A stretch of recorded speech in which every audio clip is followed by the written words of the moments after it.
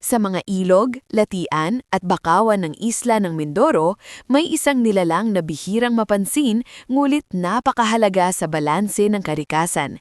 Ang Mindoro Water Monitor, isang lokal na populasyon ng bayawak na naninirahan sa mga yamang tubig at kagubatan ng isla. Kilala sa kanyang kahangahangang laki, liksi, at katalinuhan, ang bayawak na ito ay isang buhay na patunay ng tibay ng kalikasan ng Pilipinas. Ang Mindoro Water Monitor ay mahusay lumangoy, mabilis umakyat sa puno, at kayang mabuhay sa iba't ibang uri ng tirahan, mula sa tahimik na ilog hanggang sa masukal na kagubatan. Bilang isang scavenger at predator, tumutulong ito sa paglilinis ng kapaligiran sa pamamagitan ng pagkain ng patay na hayop, isda, maliliit na hayop, at maging ng sobrang populasyon ng ilang species.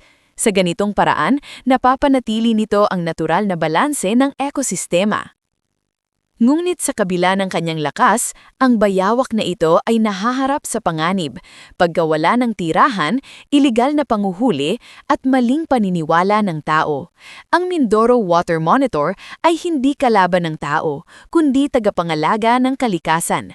Ang kanyang presensya ay palatandaan ng isang malusog na kapaligiran. Kapag nawala siya, senyales ito ng unti-unting pagkasira ng ating mga ilog at kagubatan.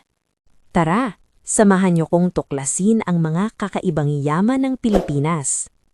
Like, share, and subscribe.